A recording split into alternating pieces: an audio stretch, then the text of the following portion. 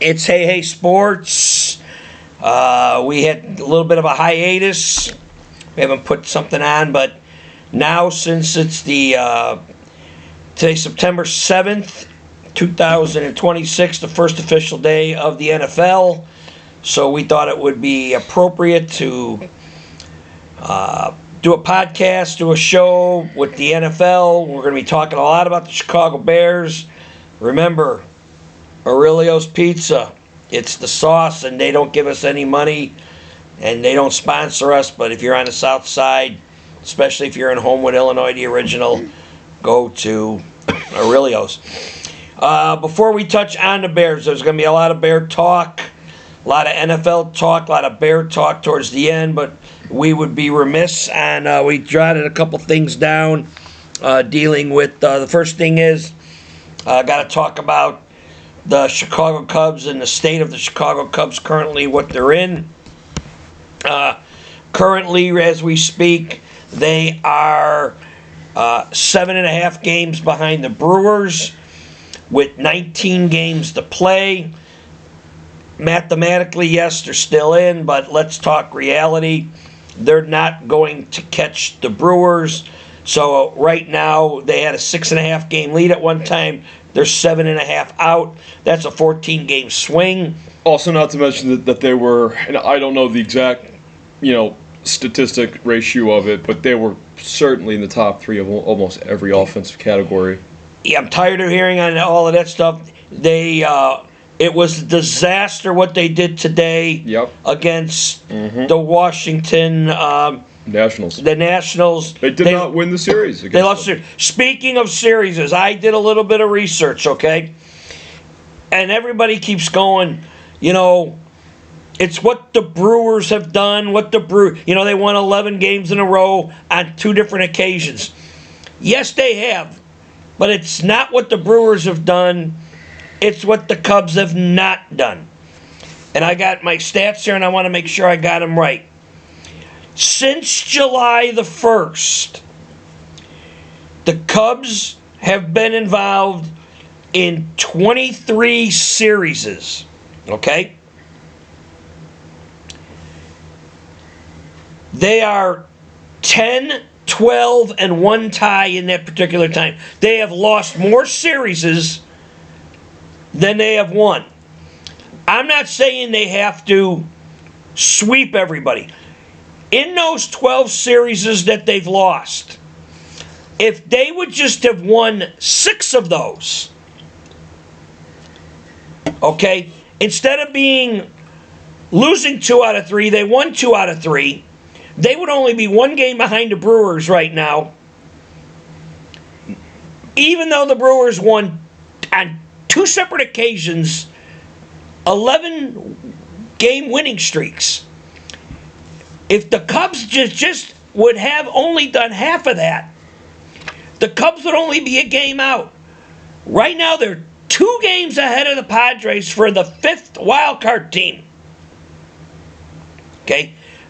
And the Mets are the 6th wild card team, and they're 5 games ahead of them, and they play the Mets later on this month. I don't think they've ever played the Mets. Again, they have not played the Mets. Again, it's conceivable that the Chicago Cubs will have the 5th overall spot in a 6-team playoff system. Or possibly not even make it with all of these things about run differential and hitting and I forgot.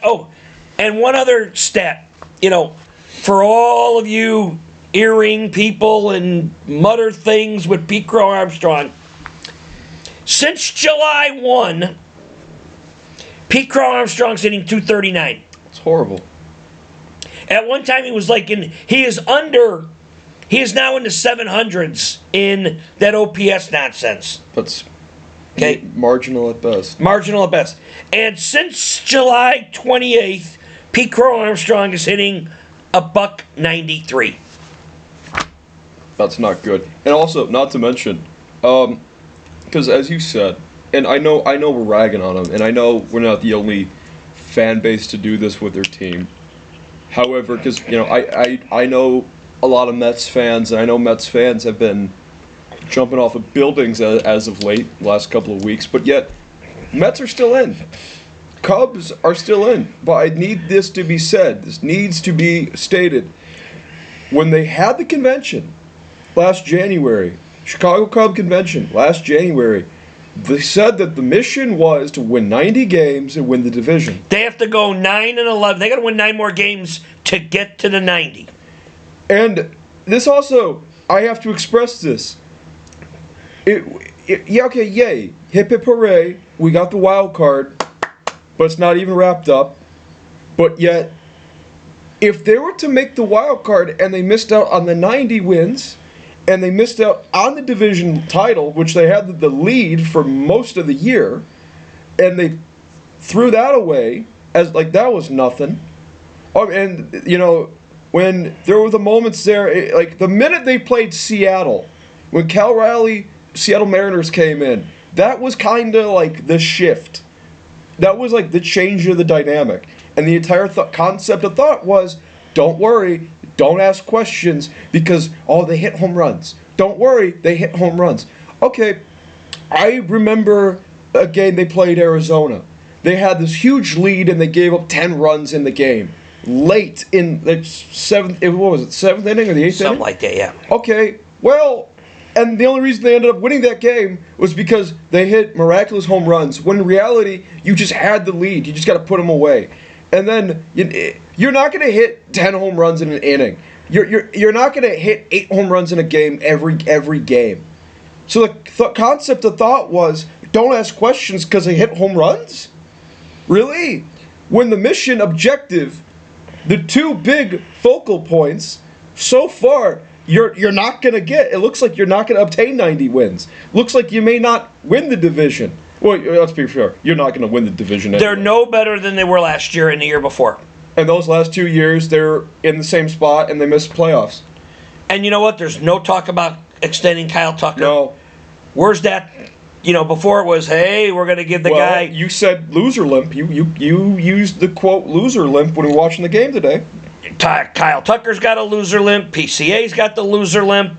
They're coming. This is the playoff run, and they're bringing guys up. Alcantara and Carlos Santana. They're picking up off the scrap heap, and these are guys that they're playing in the playoff run in September. They brought in Javier Assad back, put him on the mound, and he's been getting rocked a couple times. It's to the point of, okay, we're in the playoffs fine and dandy, and then they're going to come back and say, well, we didn't have Steele all year long. But you know what? Imanaga's getting roughed up. Boyd hasn't. His last 2 outings have been not great. Today was a bullpen day. Today, Pomerantz came out, and he started, and he must have only went 3 innings, because I went in the bathroom, and I come back, and Colin Ray's on the mound.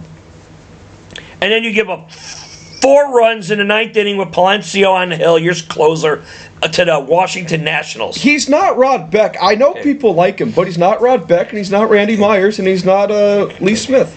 So, after further review, that's going to be the end of the Cub talking points today. Yeah, we promised you that it's going to be Bear stuff, but we wanted to update you. I think I didn't get a White Sox score. It was 4-4, but anyway, the White Sox have won 6 in a row. Have they really? They won 6 in a row. If they would have won it, they would have won 7 in a row. Good for them. Will Venerable, Manager of the Year. They may not lose 100 games. That's a 20-game swing from last year, but anyway.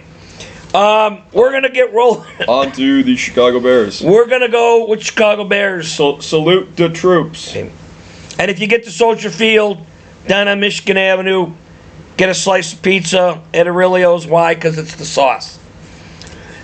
Now I have to immediately set a foundation, because my co-host believes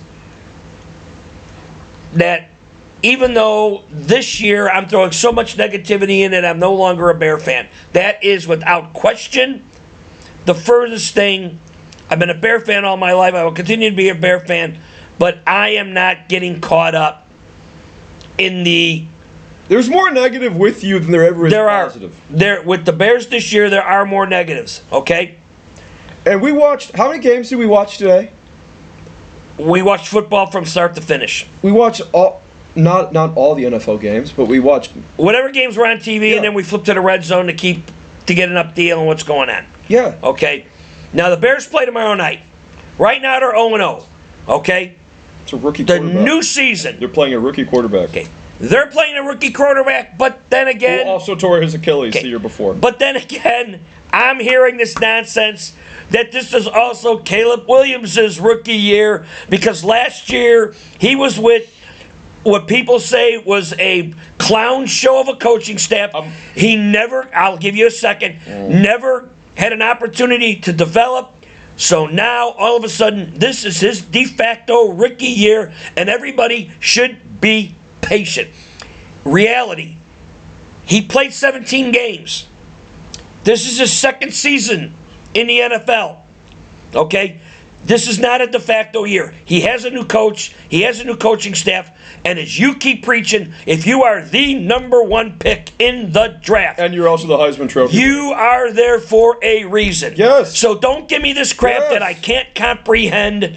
You know, I'm a quarterback, and you're throwing too much stuff at me, and my new coach demands a lot about me, and this is a rookie. Okay. You know, and so if there's going to be mistakes, we have to be patient with him. Even though the Bears went out and got they revamped the offensive line because, you know, last year he got dumped on his ass 68 times, and they said no quarterback can live like that. They got weapons. The first round pick was a tight end / wide receiver that they think they're going to be on the field constantly. You still got guys. You still got DJ Moore. You got Roma Doomsday. You got the big shot from Missouri, Luther Burden. How can you go wrong? And that's why my negativity is because.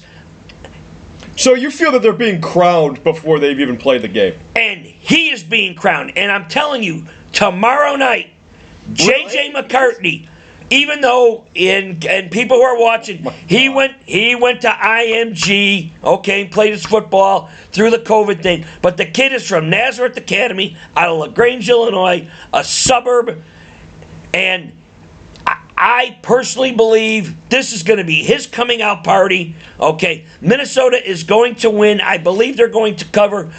Okay, Caleb Williams might have nice stats, but the fact that you took the time to put on the Bears hat and the Bears jersey, and you come out and you say J.J. McCarthy, oh, he's going to have a coming out party, when in fact he's going to go up against the Bears linebacking core. He's going to go up against Montez Sweat on the defensive line.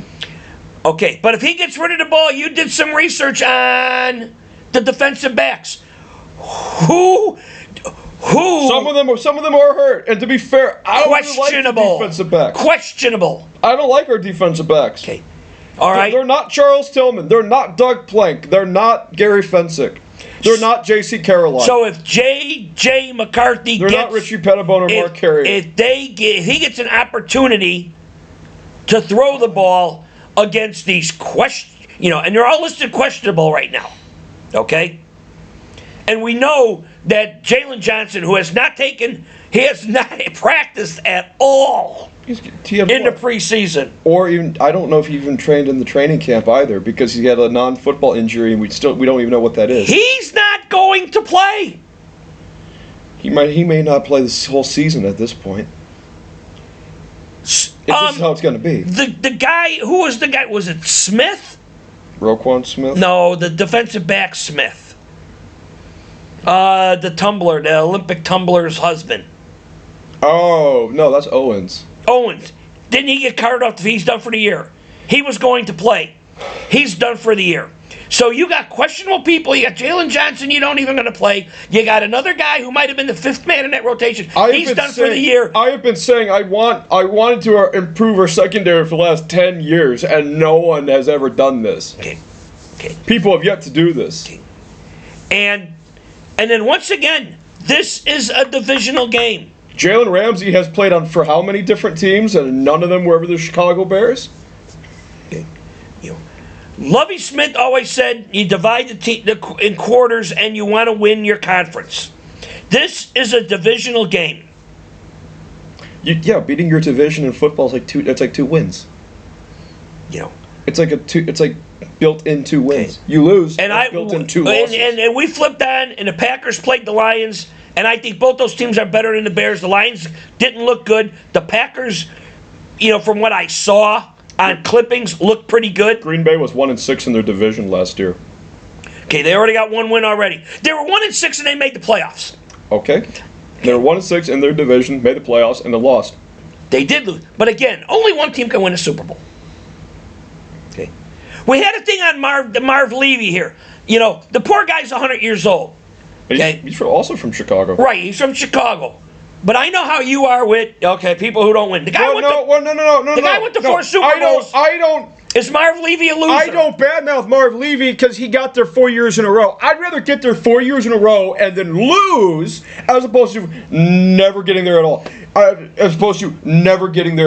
Or taking time of you got to wait 8 years to make a playoffs, 10 years to make the playoffs. The Bears have not won a playoff game in I think 15 or 16 years. It's since 2008. No, it's like 2011. Okay. It was a 2010, 2011 That's season. 15 years. A playoff game they have not won. Because we watched the Dolphins. And the Dolphins, fun fact for those who do not know, Dolphins have not won a playoff game since 2000, since the year of 2000. And those people who are out there, if you think Mr. Capri Shorts and his fake glasses And the yoga sweatpants. and the yoga sweatpants and Tua, the quarterback, and the cheetah, you know what? Miami Dolphins are a train wreck. Daniel Jones I think he had the best I would assume he had the best passing game of his entire career because he had career passing highs in the first half. They are a train wreck, and we get later on in another segment somewhere along the line. We'll talk about the team. They are a disaster. And you think, and you made the comment that you think that a loss such as that to a program such as that can decimate them entirely. With the people you have on your team that are cancers, Tyreek Hill is a cancer. Yes. I'm saying it publicly on a podcast, and I'm not the first one. No. If he don't get the ball, he whines. Tua Tagovailoa Can't stay healthy. He's not a quarterback. Not at the NFL level. He's an athlete playing quarterback.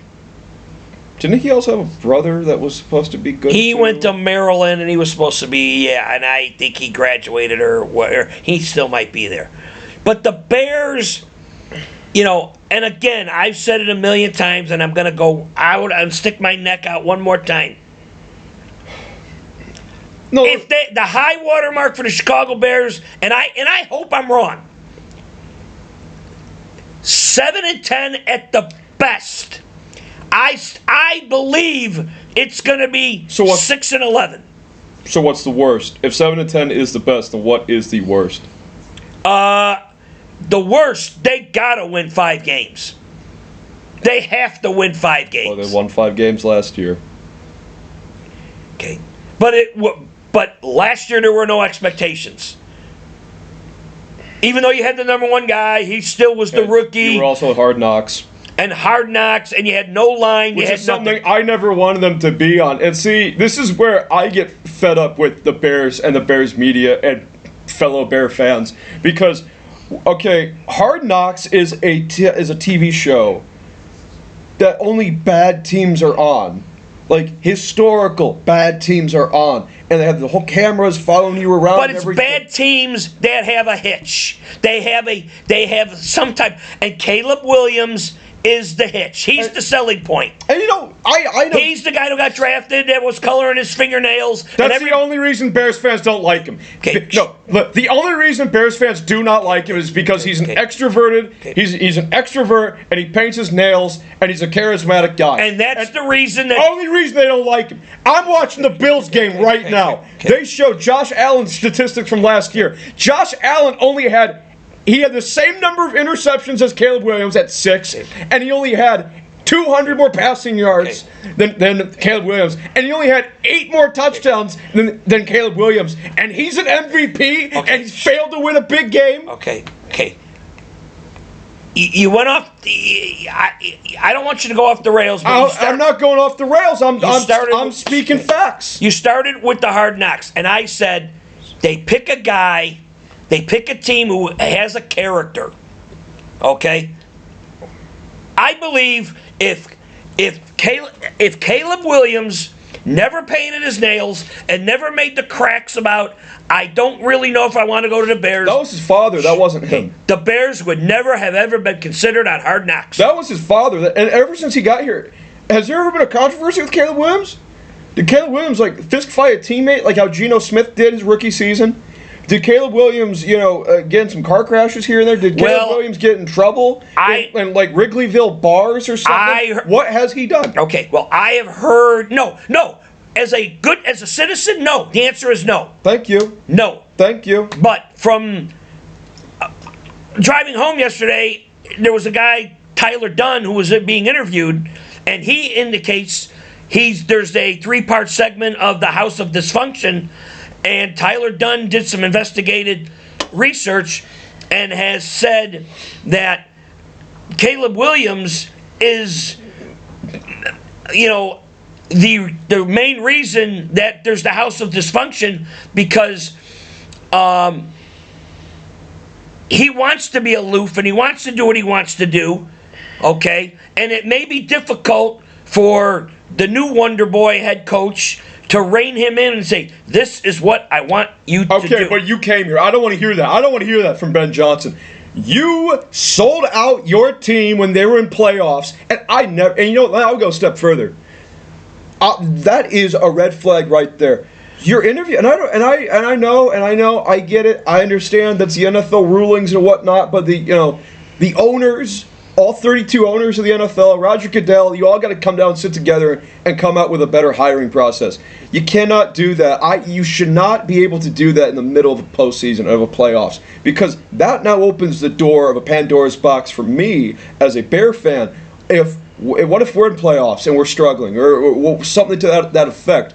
Is someone from my staff going to sell us out in the way how Ben Johnson did to his team? It goes on every year. Vic Fangio got poached from a bad Bear team as a defensive coordinator. Don't you think he was interviewing for jobs at the time that the Bears were... And the Bears were bad. And what has he done and then he went to... And don't be wrong. He won a Super Bowl as a defensive coordinator in Philadelphia last year. Well... People get poached. Like you said, there has to be a better way. But you can't wait. He was not the best, and I know you love because underneath that Mitch Trubisky jersey, you got the EIU Big Blue shirt. And, yes. Who's your favorite coach in the AFC right now? Sean Payton. How do you think they're going to do? He's 1-0. With the quarterback that he's 1-0. You hated Bo Nix. You hated Bo Nix when he was at. And Harbaugh's my second favorite one in the AFC, and they're all in the same division. And NFC. as much as I can't stand Kansas City, they're also in there.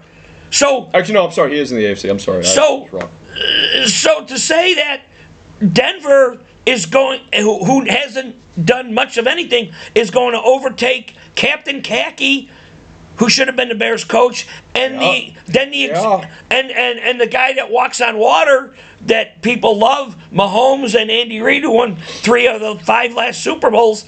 It's going to be hard, but you know what? If anybody can do it, it's Sean Payton from Eastern Illinois University. And is there any comments you want to make? Is there anything you want to reference? Any special shout-outs you want to say to Eastern Illinois University and a certain athletic director? Well, I'm not going to go off on a tangent, but you know what? The athletic program, we went to the game yesterday, and, they played another Division 1A school, which is Indiana State, and they got truck rolled. It was also a non-conference game, too. Okay. And I know where you're trying to do the incite here, because at the end of the year, the last game of the year, Eastern has to go to Tuscaloosa, Alabama, and play the University of Alabama, and it's going to be a disaster all the way along the line. And on the way home from the game, you expressed that. You even last night, and I don't want that. I don't want that narrative to overshadow what we're supposed to be talking about. But Yeah, the athletic program from top to bottom. Baseball won. Well, baseball 2 years ago won the Ohio Valley. They were the best team in the Ohio Valley. They were the number 1 seed in baseball this past year. Well, they didn't win it. Well, weren't they in the College World Series? 2 years ago. 2 years ago. So baseball, last year they've always been decent in baseball. They did not. They were the number 1 seed in the Ohio Valley and didn't win it to go to. That's what it was. Yes. Marty Simmons. Okay, you were Mr. Basketball 50 years ago at Lawrenceville. You know what? Either you can't coach or you're not getting people who are good players. This, where you're coming back and getting junior college kids who have been in 4 different colleges, in 6 years, that's got to stop. Okay? And, I'm just going to, the athletic director, and I know who it is, and I'm not going to use his name, okay? You gotta put a vision together and say, that's a problem. They don't have a direction. You're in the Ohio Valley Conference. It's not a great conference in athletics. No. Okay, and especially now since I think Morehead State's out in basketball and Bellarmine is out in basketball. Those teams dominated, and you still can't win. You're getting beat by Lindenwood. Lindenwood has only been a Division I basketball team, I think, in the last 4 or 5 years. You're losing to them. But needless to say, getting back to Sean Payton, yes. And Sean Payton won a Super Bowl. He did. He was also a defensive coordinator for the Cowboys. Okay. But getting back to people leave and get interviewed during the postseason if they want to get a job. I understand. I just feel that the NFL can find a way, a better version of that. That's just my opinion. That's just my outlook on that. And if the Bears, you criticize the Bears for a lot of things. I do. You know what? Then they should have whacked Eberflus. I would have. Yes, I said that. And hired Johnson last year.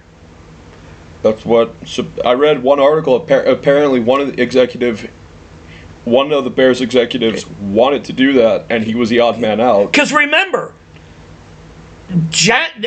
what's his first name? Ben Johnson. Ben Johnson is acquiring, and see, that's another thing. He's acquiring Caleb Williams. He didn't draft Caleb Williams. He inherited Caleb Williams, and when you get people, what's the first thing my boy from Eastern Illinois did when he went to Denver? He was really hard on Russell Wilson. Because what Russell Wilson, what's the word? Russ was cooking? No. He acquired Russell Wilson. He wasn't Russell Wilson's guy. So he said, we'll try it. And you know what? It didn't work. Pack your bags. You're out the door. And he drafted a guy that I didn't think I thought was just a garbage college coach or college quarterback, Bo Nix. He was in school for 6 years, but you know what? Right now he's 1-0 in Denver. And last year they were in the whisker of getting to the playoffs. He played well last year. So this is his guy. Again, I will not be surprised one iota if the Bears are 1-4. Or 1-5 to start out the season. The agency is open. Well, yes. If you're 1-4, 1-5, yeah, you got to be open to ideas. Yeah. That means, for those who don't know, get Tyson Bagent out there because Ben Johnson likes Tyson Bagent. And you know what? He played good. He's played good ever since they got him. He was the one, like Tyson Bagent, and people don't really want to admit this. Tyson Bagent is kind of the sole reason why Justin Fields is no longer here. His release time is quicker. He processes things quicker. Okay? He had better pocket presence. Yeah. And here's the deal. If Caleb Williams was just a normal first-round pick, not the overall pick, there would be a quarterback controversy in Chicago. Out of the gate. Straight up. But because he was numero uno round 1, the Bears have to fall on a sword for this guy. And that's what bothers me. Okay, but here's my thing. And I hope I'm wrong. I hope he passes for breaks all the quarterback records, and the Bears finished. Well, he already had the best rookie season quarterback for the Bears history. And they won 5 games. Well, they did. And that's You asked not me entirely earlier, his fault. And if the Bears only win 7 games from this 5, and they were 2 games better, okay, granted, they are mathematically 2 games better. Mitch only won 4 games his first year. I love Mitch. He only won 4. Mitch, 2 playoff series he took them to. He was 6 Pro Bowl and a 6 touchdown. We are now going back, and you guys maybe hate to hear it, but now we are 6 years removed or 7 years removed from Mitch Trubisky. No. We're like 5. Well, 4 and 2. Fields was 4, and Caleb is 2, so that's 6. Oh, you mean this year? Yeah. Okay, yeah, we might be 6. That's the case. From, rewriting the whole quarterback book when you had number 10 take you. With very little, other than Allen Robinson, very little And again, receiving threat. Charles Leno and Affetti were the tackles. Cody Whitehair. Cody Whitehair. I think they got 1 extra year to Kyle Long. Kyle Long with a walker. Look at that. Look at that offensive line. Before somebody says the defense. The defense. Okay, yeah, defense. Explain to me why, when Mitch Trubisky was not playing, that those teams did not win? Because Mitch was the only one who made that entire offensive system work. And we had this other conversation, and I want to say this here. If Matt Nagy and Ryan Pace had better productivity out of their teams, they'd still be here. They would be here. They would still be here. If that field goal, if the Cody Parkey field goal in the playoff game goes through, they win. And the way how that team was playing, they might have won the conference. Nobody in their right mind. They'd still be here. I certainly hope that somebody who sees this funnels it to a larger body so we can identify it and argue with those people. You know what? And again, we went on the EIU deal.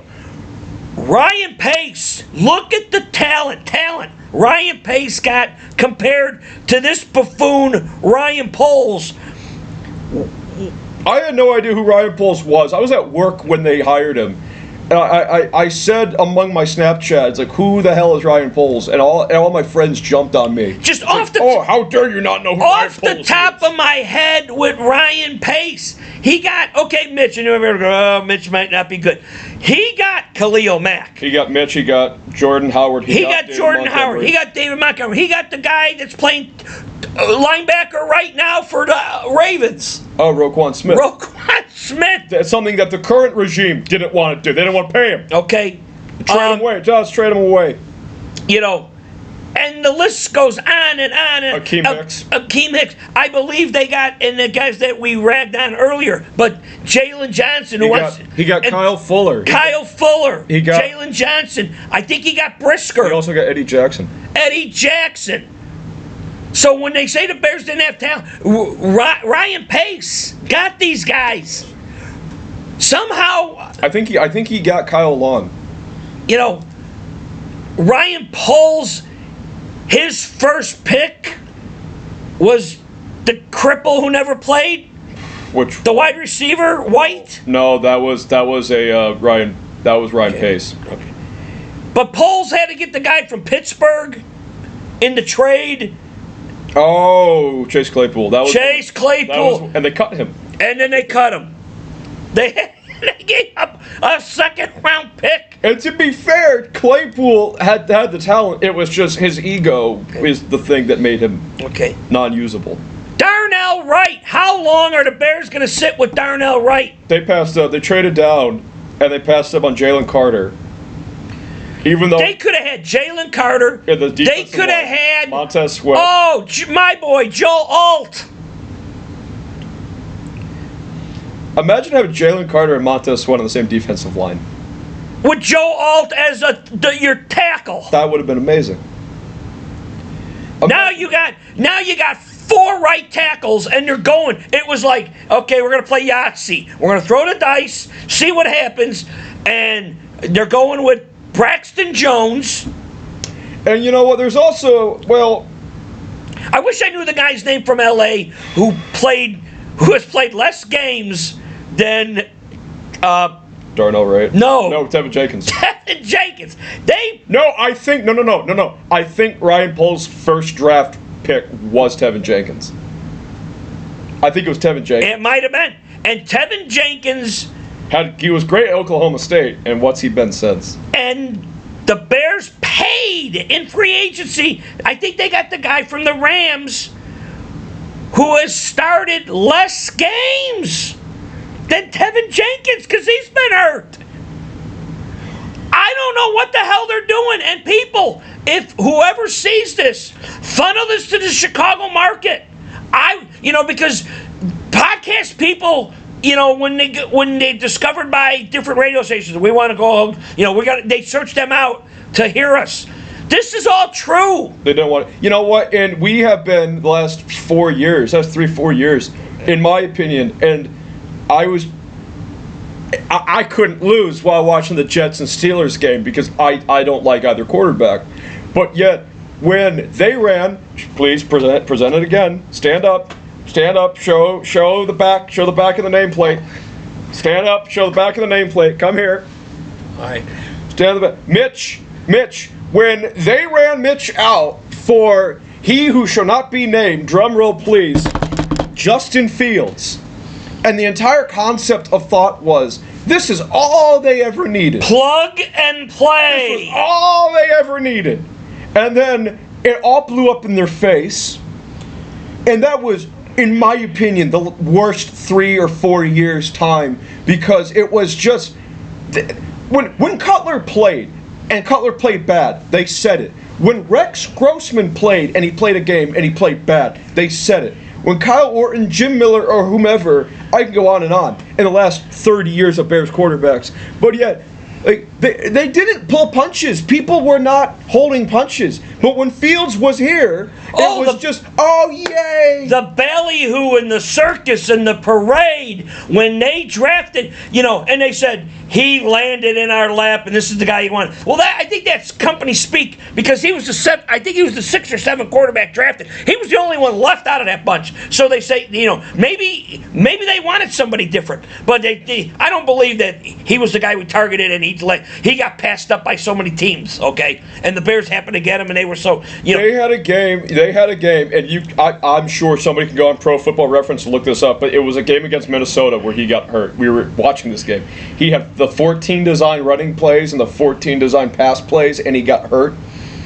And this was after he ran the 1,000-yard. We were at a Thursday night game against the Washington Commanders, formerly known as the Redskins, and we were at the game, and I think at half, it was 3-0, and 3-0 at half 3-0, and they marched down in the Washington Commanders red zone numerous times, couldn't score a touchdown at all. He threw a pass and he hit a center in the back of the head with the football. Mitch never did that. Cutler never did that. Where are those people who ran Mitch out, who were like, yay, we got Fields? Where are they now? They're nowhere to be found. They're nowhere. They're not. They're not, because now they said we got the new Wonder Boy, and that's what bothers me, because it's like from one Wonder Boy to another, when this guy took them to 2 in 4 years playoff games. When they were trying to replace him constantly. They were trying to place him, and with the 2 speed bumps playing tackle, the 2 human speed bumps, Charles Leno and Affetti, okay, and I'm not making those names up, do the research, okay, that line sucked. And they didn't pay those guys anything. They're paying big money for Joe Tooney. They're paying big money for the guy I keep forgetting who played less games than Tevin Jenkins. They're paying the center, the best center in all of football who came from Atlanta. Here's the deal. If those guys were worth anything, they would still be with their organizations. Oh, I'll even go. Oh, another name we're forgetting.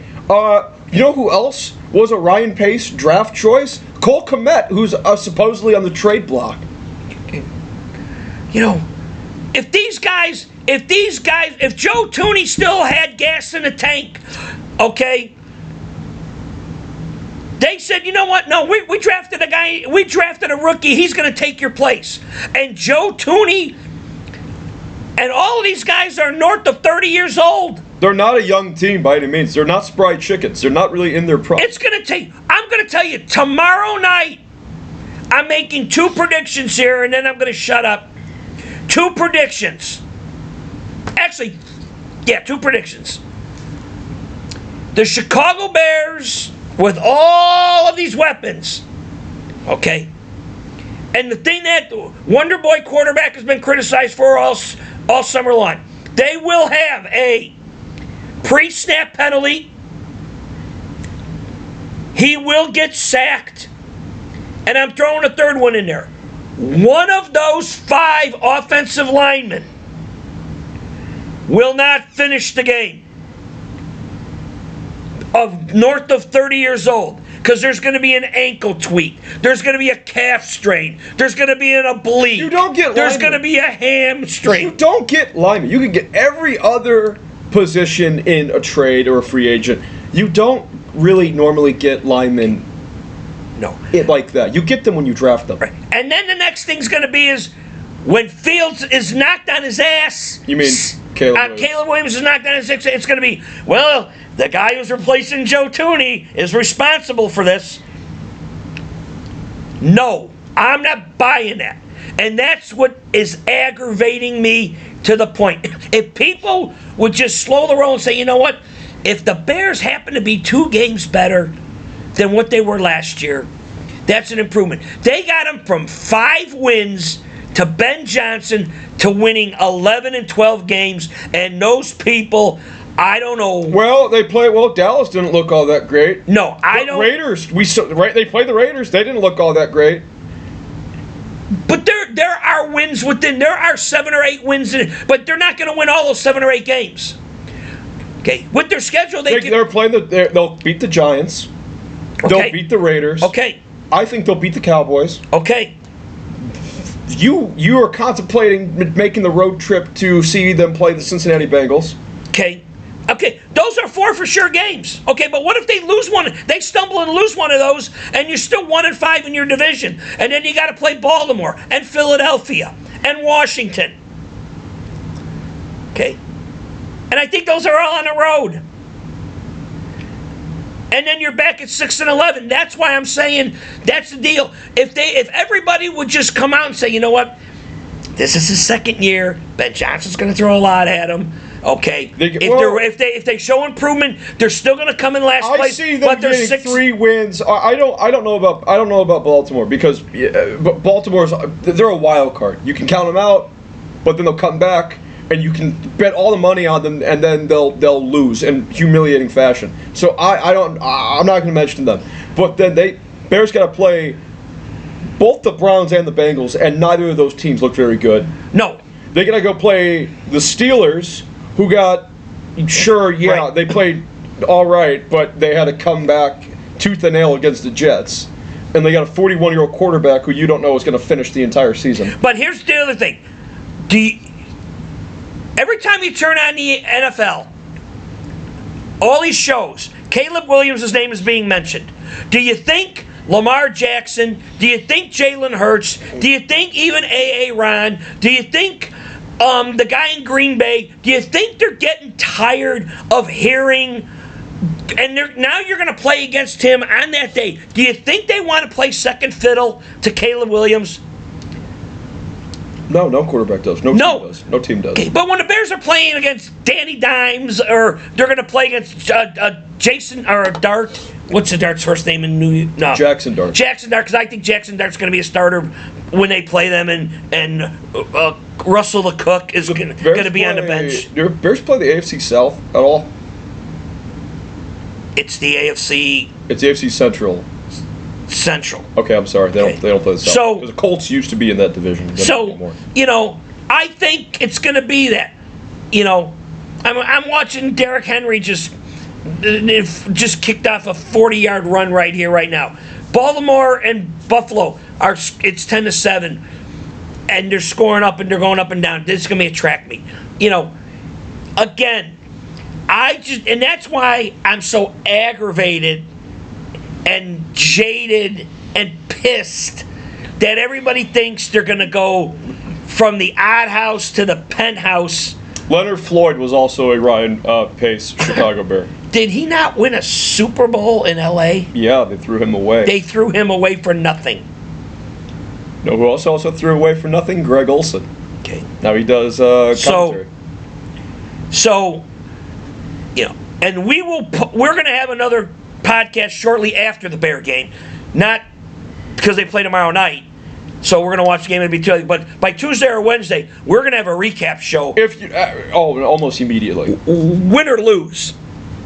And it might go. How long do you think? Because when we talk Bears privately, you and me, it goes on for like 5 hours. Well, I don't know if the viewers want to listen to us for 5 hours. Okay, and I think Well, I don't know if it's 5. I'm just saying. I think that's why we got to keep this condensed. The also thing I want to hear the reaction of the new marquee post game, because it's no longer Alex Brown and because Briggs, because Georgie boy George McCaskey got pissed. Okay. He got pissed at Olin Kreutz. He got pissed at the former players. He got pissed at the people who actually break their bones, tear their ligaments. Okay. Those are the guys who make you your money, your entire family's legacy money. Because I think you're going to get Wannstedt, which is okay, and then you're going to get a studio guy. You'll get Ruthie Polinsky. Ruthie Polinsky's going to be in there. She's going to just be the moderator between everybody. And I don't think they're going to have where Alex Brown would sit there and go. Wait, if it's on marquee, voice crack. Sorry, if it's going to be on marquee, do you think they're going to have your favorite broadcaster, Cole Wright?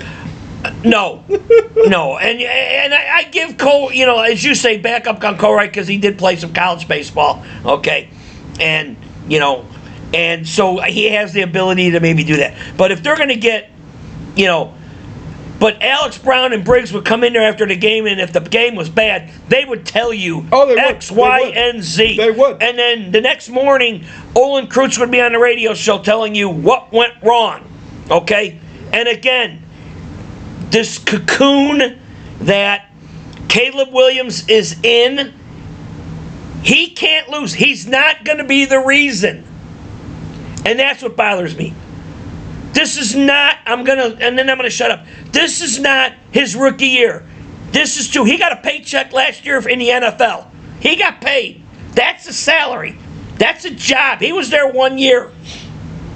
This is year 2. Do they have 9 captains like they did last season? No, they have 5. They mentioned 5. But Caleb Williams happens to be one. Okay. And what's your theory on that? Because you raised a pretty good one. Well, I will admit. They said there was a captain for each, position area. Because Cairo Santos is a captain. Because he's the captain representing the special teams. Okay. So it's an honorary title. So...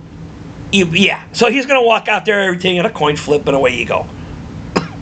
But, and again, your starting quarterback should be a captain. You show leadership as a captain. But again, if he goes belly up and he's 1-4 and the Bajan Sea is open and he's sitting at the end of the bench pouting, he can't have the C on his jersey. No way in hell. So, we will shortly update everybody. And again, I can't wait. I can't wait for the Bears. I cannot wait for them. I'm getting a crock pot of beef. Papa Frank's, ladies and gentlemen. Okay, not one of my local ones. Okay, Papa Frank's is the beef of Chicago. Okay, and if there was a way I can get... You can only find that in select certain grocery stores, depending where you are. Yep. Jewel Osco normally would have them. And then, it's the sauce. Once again, salute the troops. Okay. The anniversary of September 11th will be coming up shortly. And again, I hope I am dead wrong. And the Bears are 1-0 and tied for first. And then we can start figuring out how many more games they need to be in the playoffs. So, with that said, we're back on the air. We're about 6 minutes longer than we need to be. And please, if you agree with us or disagree with us, Comments. Comment. You're more than welcome. Comments. We give the We comment don't. We section. don't hide. We're not. We're not. No. Because you know what? And if you like this or you don't like this, hey, send this around. Shop us around. Shop it. Say, look at these knuckleheads and send yeah. it. And maybe it'll get to the score. Maybe it'll get to the marquee. Because again, these jokers with the Cubs podcast. Now, here's the other thing. Now we're going to get better guys at podcasts. Meatheads talking. And those people literally are meatheads because honestly, I played football at a very high level. Granted, it was high school, but a prominent. I got my homecoming poster right there. But, you know, we're not doing this to try to be discovered, as Hollywood people. But you know what? No, we're the furthest from that.